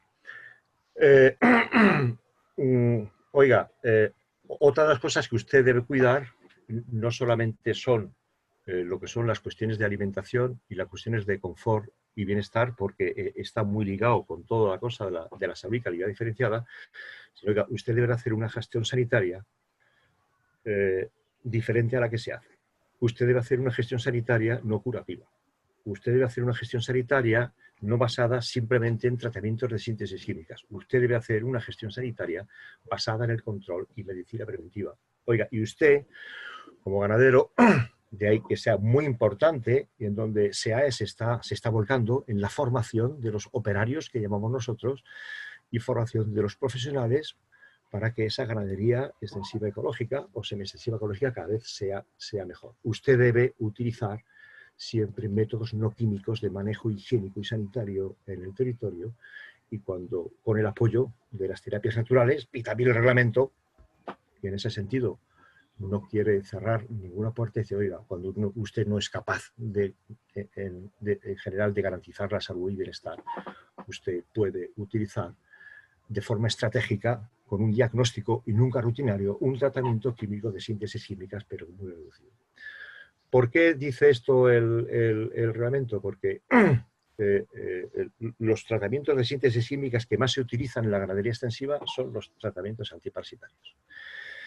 Y hay evidencias científicas suficientes como, para no dilatar mucho la cosa, hay suficientes evidencias científicas en algunos antiparasitarios, por ejemplo, como el ivermectinas, que tienen unos efectos muy negativos sobre la diversidad invertebrada del ecosistema, que intervienen en los fenómenos de control biológico natural, no solamente la biodiversidad invertebrada, que hay evidencias recientes que se han publicado, sino la biodiversidad biótica. Y en relación con la biodiversidad invertebrada, en los estudios que hay es que parece ser que muchos invertebrados del territorio tienen una misión fundamental para deshacer ese estiércol e integrar ese carbono dentro del suelo. Se han hecho algunos estudios en parques naturales y se ha visto que cuando esos territorios son aprovechados por ganaderías que utilizan de forma rutinaria ivermectinas, hay un descenso de lo que son estas poblaciones de invertebrados, hay una acumulación del estiércol que se ha medido, llegando por ejemplo a máximos de 2.000 kilos por hectárea, y además en mediciones hay una mayor liberación de gases efectos invernaderos. Y hay que ese es un factor, una gestión diferencial que tiene la ganadería extensiva ecológica de lo que es la ganadería extensiva y de otros tipos de ganaderías. Bueno, esos objetivos concretamente diferenciales tienen una repercusión desde el punto de vista medioambiental que voy a intentar concretamente resumir rápido. Carmelo, perdona, es que son ya casi 10 y si tenemos que acabar a la media, yo lo que os quería pedir a ver si, porque seguro que hay preguntas por hacer. Si no Marisa, ¿me dejas 3 minutos? Sí, ¿vale? Venga, sí, venga, sí, vale. perfecto. Y eso. Bueno, desde el punto de vista de los beneficios medioambientales, pues es fundamental trabajar, ya lo he dicho, con razas autóctonas. ¿Por qué? Porque ese pastoreo ecológico, con un pastoreo racional adaptado concretamente a cada territorio, pues tiene unos efectos positivos desde el punto de vista del balance de energía y desde el punto de vista de lo que es la retención del agua en el suelo, y tiene un punto de vista frente a sistemas que utilizan, por ejemplo, concentrados, una menor emisión de gases efectos invernadero, desde el punto de vista. En resumidas cuentas, cuando la ganadería extensiva ecológica se lleva ayer, hay una mayor autonomía y estabilidad en el ecosistema. Un factor fundamental que he dicho antes es el compostaje del estiércol, que es importante, y tener una autosuficiencia alimentaria en el territorio, fundamentalmente, eso lo defiende mucho Marisa, lo que es una autosuficiencia forrajera con lo que son variedades locales, ¿no? En definitiva. Este ajuste de cargas ganaderas ha hecho que haya se ha estudiado, y ahora diré dónde, se haya estudiado una importante contribución a lo que es la prevención de incendios y una importante contribución a lo que es la mejora de la biodiversidad. En Andalucía, por ejemplo, más del 70% de los parques naturales que hay están aprovechados. El único requisito es que están aprovechados dado este efecto positivo, por la ganadería ecológica. Hay efectos también, estoy acabando, Marisa, efectos positivos de la ganadería ecológica en relación con, se han hecho estudios sobre las nuevas variedades pratenses que aparecen en el territorio, que no aparecen con la ganadería normal. Se ha visto también, sobre todo en el ovino, que también estoy de acuerdo contigo, un gran dinamismo desde el punto de vista del movimiento del banco de semillas. Hay una mejora de la biodiversidad animal, con lo cual se favorecen los fenómenos de control biológico natural. Hay estudios, yo tengo un estudio, por ejemplo, en fincas que están sometidas a agricultura y ganadería ecológica. Hay una mayor fauna silvestre cinegética, y no vamos aquí a negar que lo cinegético, con una correcta gestión, tiene un valor añadido, y mucho más en estos tiempos, para el medio rural. Y se mejora la gestión de los parques naturales. Y ya para finalizar, y esto también tiene un efecto positivo en el territorio, y hay estudios sobre ellos, es que se potencia mucho la ganadería familiar en el territorio y lo que es la integración de la mujer. Y además es un sistema, el sistema ecológico, que estimula mucho al relevo generacional. Es decir, y ha habido pruebas y tal, es decir, que si tú colocas, por ejemplo, en gente que se quiere incorporar al sector, clases, por ejemplo, de agroecología y clases, por ejemplo, convencionales, pues prácticamente las clases convencionales se quedan vacías. Y luego, este es un movimiento que también beneficia al territorio, en que yo puedo integrar, desde un punto de la gestión, lo que son otros modelos importantes, como es, por ejemplo, el ecoturismo y otras cuestiones, circuitos cortos de comercialización, que a veces son limitaciones en otro tipo de sistemas. Y bueno, yo no me voy a extender más porque tendría aquí mucho carrete para decir, simplemente concluir de que, bueno, estoy muy de acuerdo con lo que has dicho, que la ganadería extensiva es muy próxima a ecológica, pero que una mejora indiscutible, porque está marcada concretamente por el reglamento, que tendría la ganadería extensiva, sería la ganadería extensiva ecológica, sin olvidar otros sistemas con tierra que nos marca el reglamento para la producción de leche, que son los sistemas semiextensivos de producción. Perdonad si me he dilatado. No, que va. Y muchas gracias. Simplemente ese es el añadido que yo quería hacer a la muy buena intervención que ha tenido sobre Pablo Manzano desde el punto de vista medioambiental. Muchas gracias, Carmelo. Por alusión, Pablo, no sé si quieres contestar algo y si no, pasamos a... Me resulta muy interesante el tema ese y de hecho me gustaría estudiarlo, el tema ese de la incorporación de estiércol al suelo, no solo mediante escarabajos, porque también yo tengo algún trabajo que muestra que las hormigas en zonas áridas y probablemente las termitas en África son bastante buenas incorporadoras. Es algo que he hablado también con Vicente Rodríguez Esteves, que está entre la audiencia, y también con los colegas del BC3, con Agustín y con Guillermo. Bueno, daremos la palabra a Lola. Lola, porque no te hemos dado la palabra para el chat ni para nada. Si tienes algo, por favor, que nos puedes ayudar. Bueno, en el chat lo único que se han formulado son felicitaciones para Pablo, a las cuales pues me uno, y simplemente una aportación de Rocío al comentario que decías, Pablo, de que falta la transhumancia dentro porque la hemos perdido. Rocío apunta también que tampoco se encuentran pastores, ¿no?, para realizar esa gestión que toma ya los ámbitos más sociales, pero si puedes aportar algo al respecto. Y de momento no hay ninguna otra aportación dentro del chat. Quizás podemos ya abrir el turno de palabra para que se realicen aportaciones. Pues perfecto, yo creo que sí que podremos, o sea, quien quiera preguntar, por favor, levantad la mano. Vamos, efectivamente, sí, la cuestión social aquí es fundamental.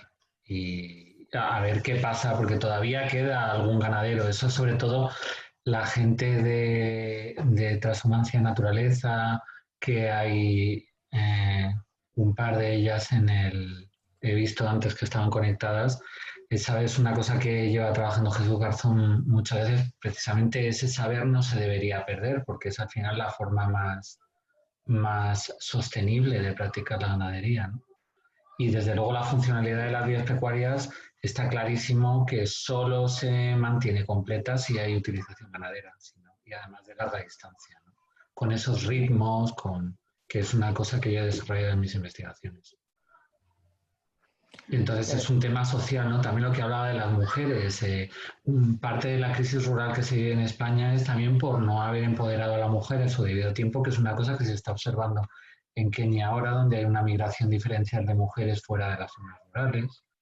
Y entonces es una cosa que habría que actuar allí, en Kenia ahora mismo, y en España pues habría que regenerarlo. Aunque yo tengo visto que los colectivos neorurales normalmente las chicas se animan más, o sea, lo que es un rayo de esperanza. Muy bien.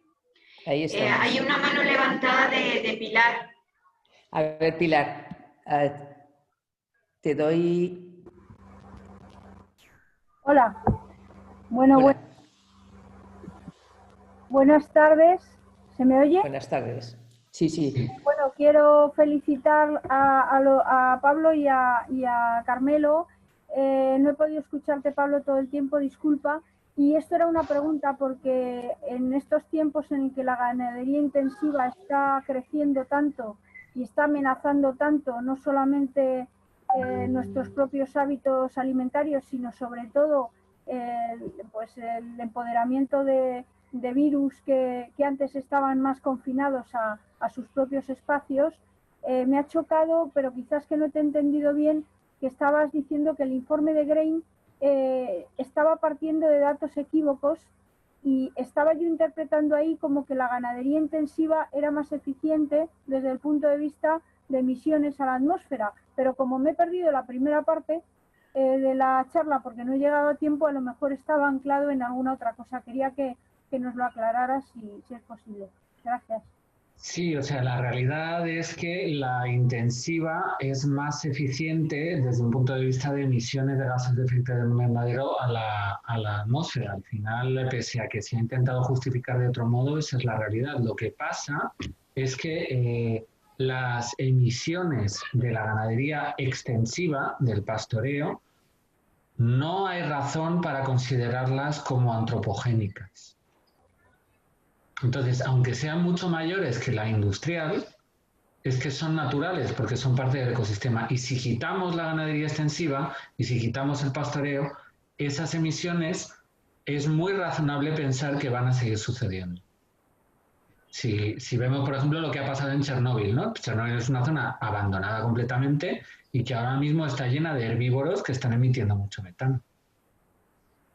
Vale, no, es que el razonamiento que a mí me salía a partir de ahí, es decir, claro, como ahora estamos focalizando mucho en el cambio climático, parece que es el vector central y que el resto de los efectos negativos de un modelo ganadero quedan subordinados al tema del cambio climático. Sin embargo, el modelo de ganadería intensiva, sobre todo en macrogranjas, pues está siendo nefasto desde todos los demás puntos de vista. Entonces, claro, el focalizar exclusivamente en el cambio climático nos está haciendo perder la perspectiva y eso no obvia ninguno de los datos que has dado, pero creo que como sociedad deberíamos de reflexionar, de no ponerlo todo en la cesta del cambio climático, ir balanceando, porque creo que lo más adecuado sería que la ganadería intensiva, sobre todo en macrogranjas, vaya desapareciendo. Y no, claro, lo que pasa es que eso sería así si realmente no tuviéramos argumentos. A mí me parece eso razonable si no tuviéramos argumentos en el campo del cambio climático. Pero el caso es que sí los tenemos. O sea que incluso lo que hay que cambiar es la discusión en ese terreno del cambio climático. Lo que hay que decirle a la gente es, sí, la extensiva emite mucho, pero es que si usted acaba con la intensiva no va a reducir las emisiones, porque esas emisiones no son antropogénicas, son naturales. O sea, la única forma de acabar con las emisiones de metano sería acabar con la celulosa en el planeta. Y la celulosa es la componente de las paredes celulares de las plantas. O sea, que la única manera de acabar con la emisión de metano en el planeta sería convertir el planeta en Marte, que creo que es algo que no queremos. Ese es el argumento. O sea, que incluso, tienes razón, pero es que incluso en debates de cambio climático disponemos de los argumentos. Vale, muchas gracias. Pablo, soy Lola. Sí, sí. Mira, hace un tiempo leí un artículo que creo que ya lo he comentado en alguno de los foros que estamos teniendo por las tardes con SEAE, que hacía referencia a que la ingesta de determinadas plantas medicinales aromáticas, como por ejemplo la manzanilla, facilitaba la digestión de los rumiantes y eso hacía que disminuyera la cantidad de gases de efecto invernadero que se producían, sobre todo el metano. ¿Qué nos puedes decir al respecto de eso? Sí, también hay, o sea, bueno, también se sabe que en general pastizales que tengan más leguminosas o más plantas de hoja ancha también causan menores emisiones de efecto invernadero, que por ejemplo se ha visto en Norteamérica los perrillos de las praderas, que los perseguían mucho los ganaderos y los agricultores, incrementan la capacidad, la cantidad de esas plantas en la comunidad vegetal y entonces al final están reduciendo la emisión de efecto invernadero. Para mí estas cosas o sea, son válidas, ¿no? Y están bien. Lo que pasa es que eso es un añadido. Es que es muy importante darse cuenta de que, o sea, es un añadido, pero que no debe cambiar el discurso general. Tú puedes intentar ganar eficiencia, o por ejemplo, una cosa que también pasa en países de desarrollo, el estiércol emite óxido nitroso y emite también metano, ¿no? Y una forma de rebajar el metano que emite el estiércol es hacer biodigestores para las cocinas del tercer mundo. Porque en el tercer mundo sobre todo se utiliza leña y eso es malísimo para los pulmones de la gente porque están cocinando con leña en ambientes cerrados con una cantidad de partículas estas de la contaminación urbana, las PM2,5 y las PM10 altísimas.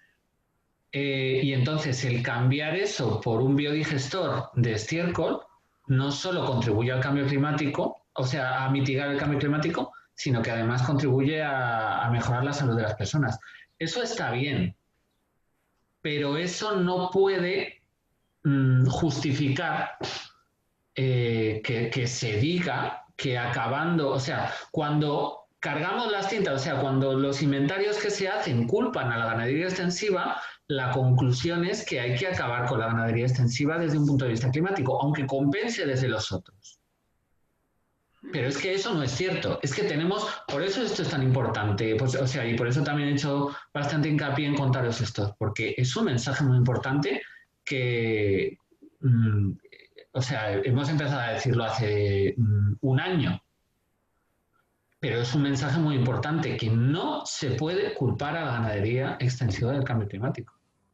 Claro, también podemos decir que si en el Serengeti hacemos un manejo para que haya más leguminosas y menos gramíneas, pues los ñus van a emitir menos metano. Y eso es verdad, pero no podemos considerar a los ñus como una fuente antropogénica de metano, ¿no? Una fuente natural. O las termitas, que también son un emisor muy importante de metano. Entonces ese es el tema, ¿no? Que hay que cambiar el discurso. O sea, la extensiva, aunque emita mucho metano, es que es parte del ciclo natural. Bueno, ahora tenemos a Daniel, vamos a dar a Daniel Ortiz, que nos ha pedido... ¿Daniel? Sí, hola, buenas. Hola, buenas. Muchísimas gracias, Pablo, por tu presentación. Fantástica, la verdad es que es súper interesante. También la intervención de Carmelo, no puedo estar más de acuerdo. Pero mi pregunta es acerca del papel de la ganadería en la deforestación y los cambios de uso del suelo, que es la otra mitad del problema, ¿no? Que suponen más de la mitad de las emisiones del sector AFOLU, agricultura, silvicultura y otros usos del suelo. Sabemos que según la FAO, en 2007 se consumían 196 millones de toneladas de carne a nivel mundial y en 2050 serán 455 millones de toneladas, más del doble. Esto supondrá millones de kilómetros cuadrados de pérdidas adicionales de bosques y ecosistemas naturales, ¿no? Limitando la capacidad de estos de actuar como sumideros de carbono. Entonces, la pregunta es, ¿qué porcentaje de la demanda de productos de carne puede cubrir la ganadería extensiva? Y si no, necesitaríamos también soluciones en el lado de la demanda. Muchas gracias. Sí, claro. Muy atinada la pregunta, claro. Bueno, lo primero, yo no estoy de acuerdo. Esto también es una cosa que hemos discutido los compañeros del BC3. Yo no estoy muy de acuerdo con la interpretación que hace la FAO de esos cambios de uso del suelo por este mapa que os he puesto antes, porque la FAO viene de una aproximación bastante... o sea, parece que esté diciendo una blasfemia diciendo que la FAO se equivoca, pero la FAO se equivoca. O sea, la FAO ha cometido cagadas gordas.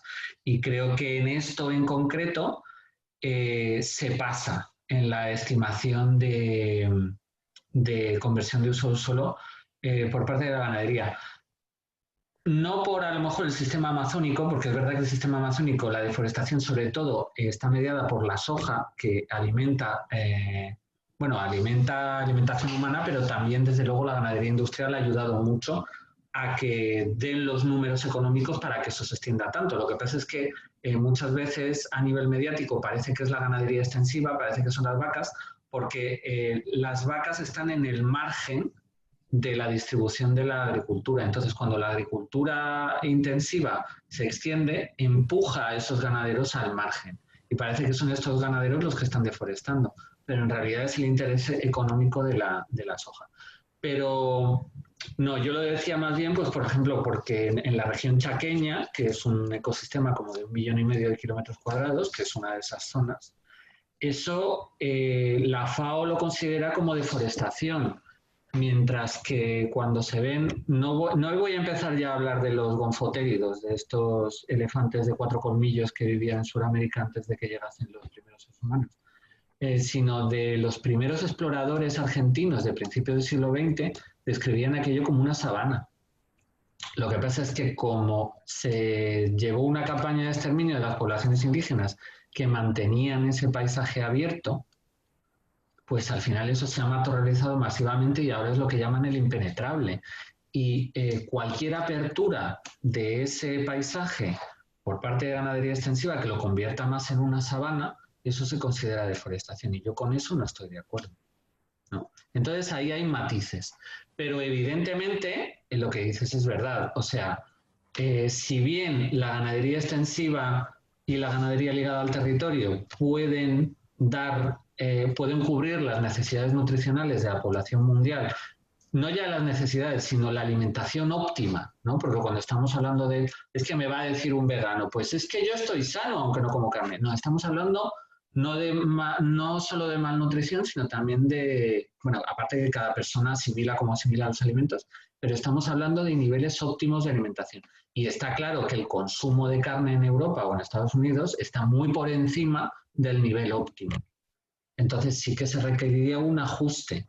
Pero la cosa es que la proyección del Fondo de Naciones Unidas para las Poblaciones Humanas calcula que la población mundial va a llegar, me parece que era 11.000 millones de habitantes. Bueno, pues sí se puede producir suficiente para esos 11.000 millones de habitantes, que a partir de ahí se supone que se va a estabilizar o mejor aún va a bajar, ¿no?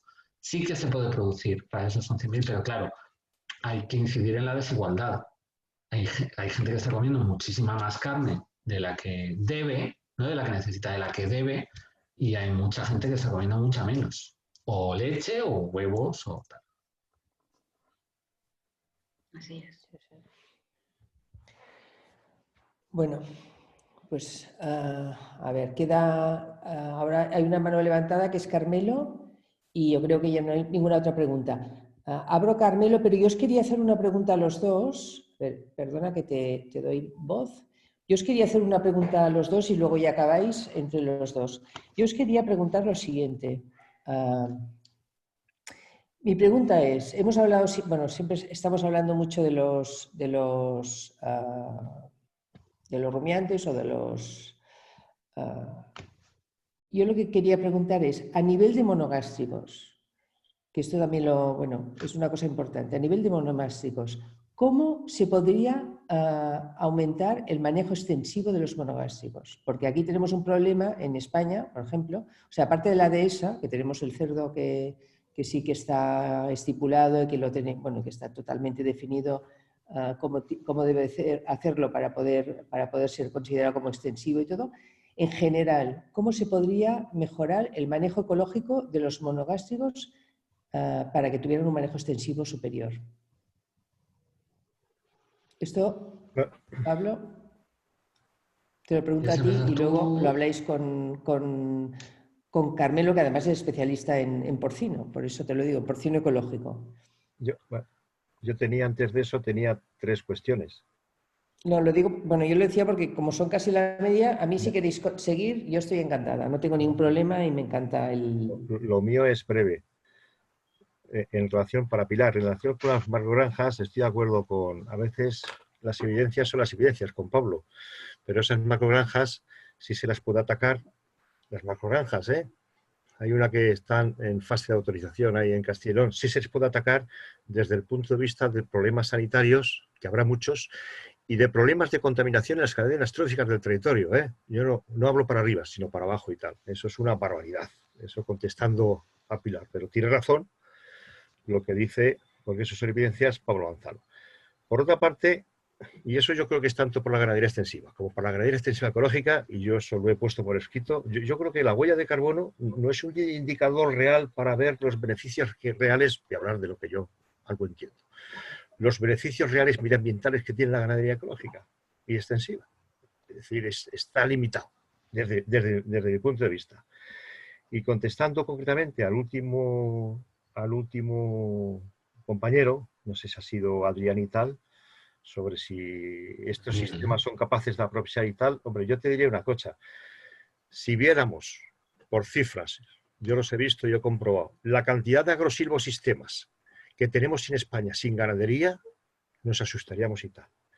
Por problemas de relevo generacional, por problemas, y eso lo he vivido en primera persona, en ganadería extensiva de alta montaña, con las reintroducciones del oso y otras cuestiones por ahí tal, que están locos los ganaderos, porque al final uno llega a la conclusión que lo que importa es el turismo rural y tal. Desde esa perspectiva, si pudiéramos llenar, y todos los problemas medioambientales que tenemos de incendios vienen concretamente a raíz de eso, es que nos falta ganadería extensiva y ecológica, si pudiéramos rellenar eso, yo creo que desde el punto de vista de rumiantes, ovino y vacuno, sí podríamos satisfacer en un gran porcentaje a la población. Yo en porcino no me meto porque los sistemas, ahora contestaré a lo que ha dicho Marisa cuando hablé antes, eso es lo que te podría contestar. En sistemas de producción de vacuno, si pusiéramos a funcionar como tiene que funcionar los sistemas extensivos o extensivos ecológicos en los silvosistemas que están totalmente sin ganadería, sí podríamos abastecer en un gran porcentaje a la población de esos territorios. No me atrevería a decir más que en vacuno desde el punto de vista de la producción de carne y el ovino. Y luego, respecto a la pregunta de Marisa, pues, bueno, Pablo, tú contesta y yo... Sí, bueno, yo iba a decir que también a mí me gusta mucho meterme con las repoblaciones del icono de los 70, que eso quitó un mogollón. Y a mí.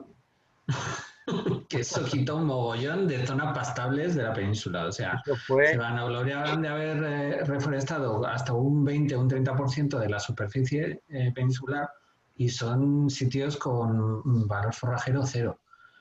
Pero vamos, sí, de hecho es bastante curioso, a nivel europeo se ve, y esto enlaza con la pregunta de Marisa sobre los monogásticos, se ve cómo el abandono rural ha provocado una reforestación natural, aparte de las barbaridades del ICONA, ha provocado una reforestación natural que ha hecho que aumente exponencialmente la población de jabalíes.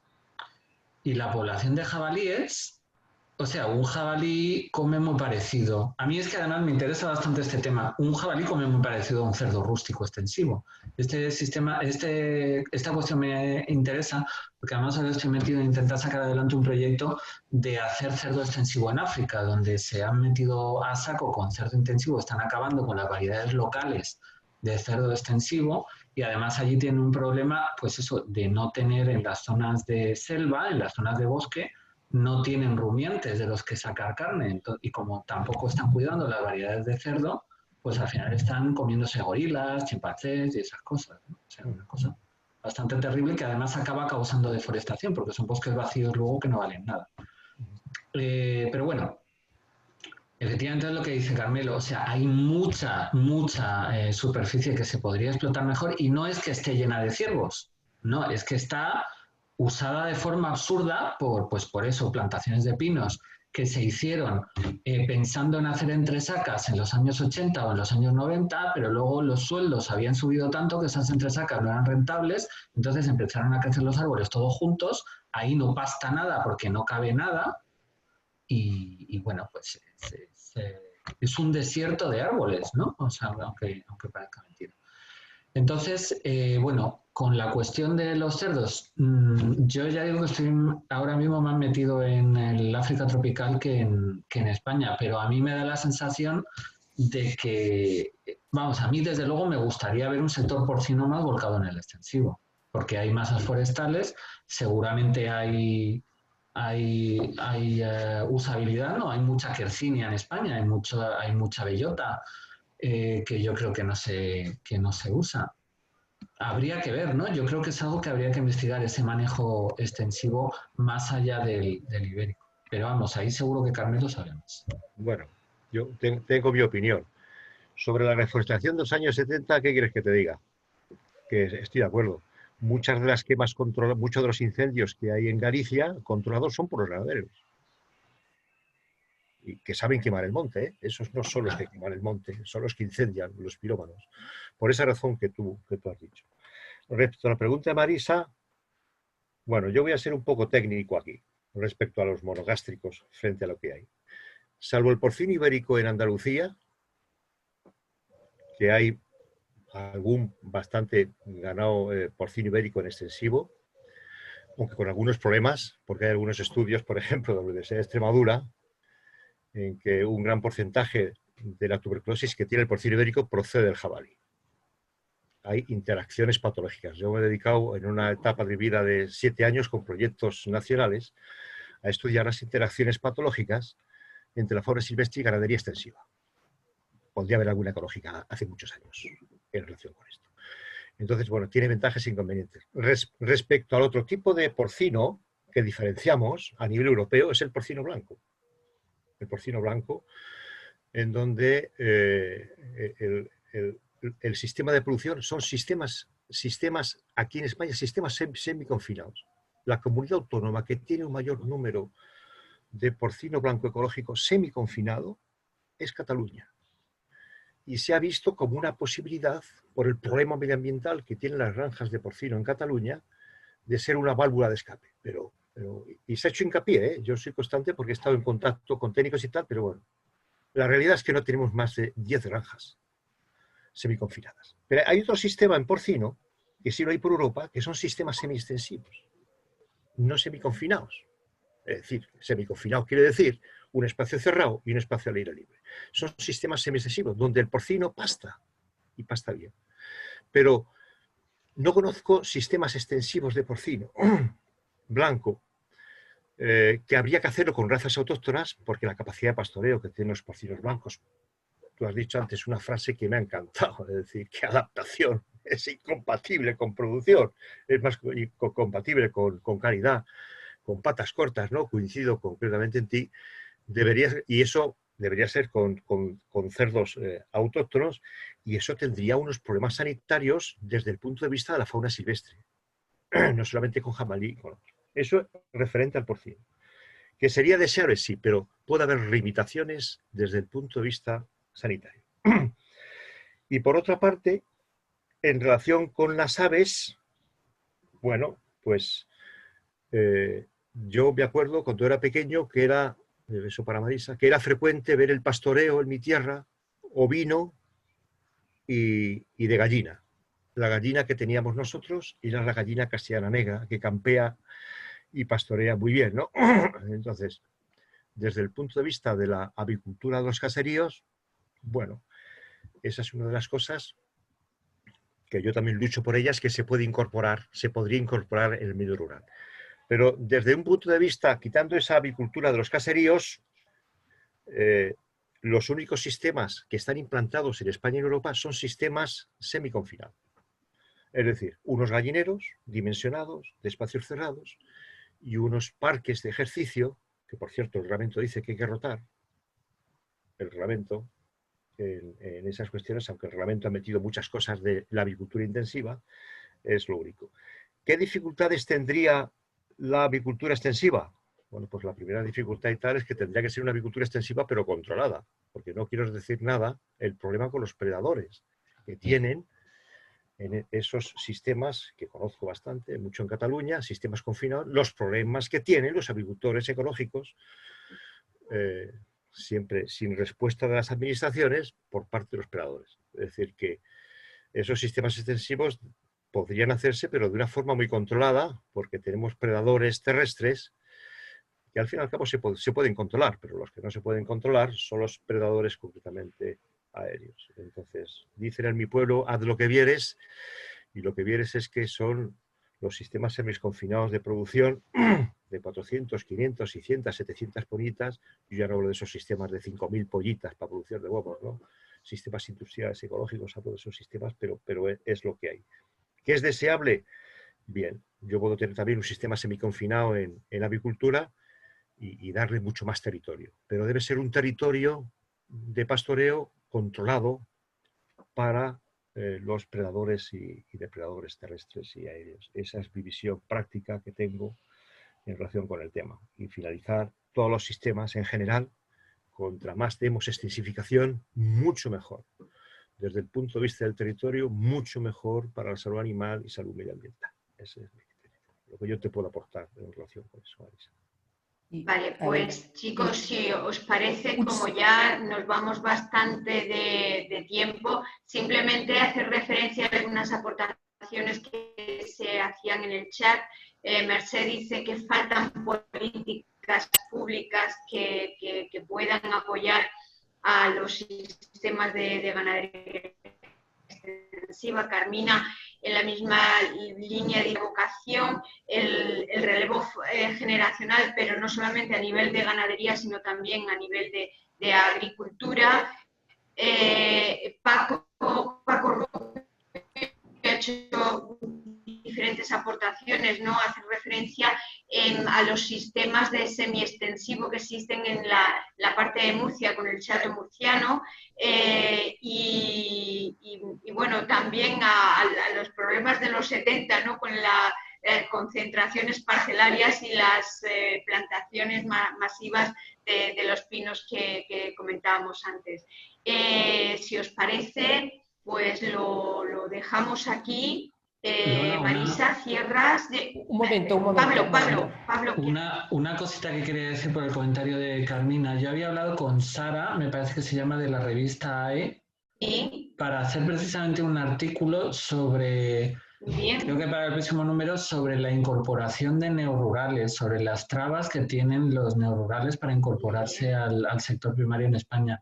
Yo personalmente no creo que sea una falta de vocación, sino que es que, en fin, entre que la capitalización que hace para meterse uno en la ganadería. Claro, la gente que ha heredado de sus padres tiene ahí un colchón, aunque sea una vida, un sector complicado y tal, pero viene una crisis como esta y tienen un colchón que no tiene el neorural y que es una pasta danza, ¿no? Y luego los derechos de PAC y un montón. Y de hecho lo quería hacer con una amiga, que es una amiga mía de la carrera, que luego ha montado una granja de cabras en Cuenca y quesos de calidad y tal, porque me parece que puede ser muy interesante, ¿no? Porque a mí me parece que lo que falta es política pública para apoyar esas vocaciones que sí las hay. Muy bien. Pues esperamos ese artículo ansiosas. Un segundo, yo solo quería añadir una cosa de lo que ha comentado Carmelo, sobre el tema de la avicultura. Solo comentar que Salatín, de Joel Salatín, él tiene en permacultura, o sea, en regeneración de suelos, lo que está haciendo son como unos corrales, pequeños corrales de avicultura que son portátiles y se van moviendo y de esta manera las rapaces y los depredadores no los pueden atacar. Y lo mismo se hace también con cunicultura, con conejos. O sea, se van moviendo, entonces son espacios móviles, ¿no? Supongo que ya Sí. lo habéis visto todos, ¿no? O sea, Sí. no es nada del otro mundo. Pero bueno, es una cosa interesante porque es la manera de ir fertilizando el suelo y de que los animales estén como protegidos y vayan comiendo y vayan pastoreando y que estén en extensivo. Nada más, solo quería decir eso. Tienes razón, Marisa, disculpa, porque con la premura de tiempo, efectivamente, hay unos sistemas avícolas ecológicos de gallineros móviles que los hay en Cataluña y que, por ejemplo, donde trabajo Franco, no he visto hoy no estar aquí nuestro amigo Franco, en el sistema, de horticultura ecológica tienen un sistema de gallineros móviles que van rotando. Efectivamente, ese es otro sistema muy interesante desde el punto de vista de la fertilización orgánica y desde el punto de vista del control biológico, etc. Disculpa y muy buena aportación. Rocío en el chat también hace referencia a los sistemas de avicultura móviles. Sí. Pues sí. Muchas gracias a todos por la participación. Yo creo que ha sido fantástico. Y bueno, invitaros a cuando queráis. Supongo que en SEAE estaremos encantados de otra exposición o del artículo que tienes que hacer con Sara en la revista de SEAE. Muchas gracias. Espero que abro a todo el mundo activo para saludarnos. Bueno. Vale. Un gran aplauso para los participantes. Muchas gracias. Bueno, Pablo, un placer. Bueno, gracias. Pablo. Gracias. Gracias por venir. Muchas gracias a todos. Si pasas por Toledo, Pablo, aquí estoy, me llamas. Muy bien. Un placer haber compartido contigo espacio. Oye, gracias, si pasas por Kenia también, ¿no? Bueno, yo ahora estoy en Bélgica, yo no estoy en Kenia, estoy en Bélgica. ¿Estás en Bélgica ahora? Sí. Bueno, entonces... Bueno, pues eso será más complicado. Eso es más complicado, sí. Venga, adiós. Un beso a todos. Venga, Hasta luego, gracias. Chao. Adiós. Chao. Marisa, tú apagas la grabación.